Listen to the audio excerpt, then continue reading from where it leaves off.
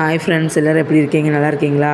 இந்த தேட்டரு நேற்று திறப்பு விழான்னு சொல்லிட்டு போயிருந்தேன். இன்ஸ்டாகிராமில் பார்த்து போனால் நான் முதல்ல அன்றைக்கி தான் போயிருந்தேன். போனால் பார்க்க விடுவாங்க, எல்லோரும் ஃபோட்டோ எடுக்க விடுவாங்கன்னு நினச்சேன். கடைசியில் ஃபோட்டோ எடுக்க விடல, பார்க்கவும் முடியல. அதுக்கப்புறம் என்ன செஞ்சோம், சரி இவ்வளோ நேரம் இருந்து என்ன செய்ய அப்படின்ட்டு போகலான்னு நினச்சப்ப அப்புறம் இன்னும் ஒருத்தவங்கள்ட்ட கேட்டேன். இல்லை, அவங்க இந்த சைடு வரமாட்டாங்க, அப்படியே போயிடுவாங்கன்னு சொன்னாங்க. ஐயையோ, எதுக்குடா இங்கே வந்தோம்னு சொல்லிட்டு மனசுலேயே பேசிட்டு அப்படியே நின்றுட்டே இருந்தேன். கடைசியாக பார்த்துட்டு போவோம் என்ன தான் நடக்குதுன்ட்டு அப்படின்னு பார்த்தா கடைசியில் ஒரு வழியாக வெளியே கூப்பிட்டு வந்தாங்க.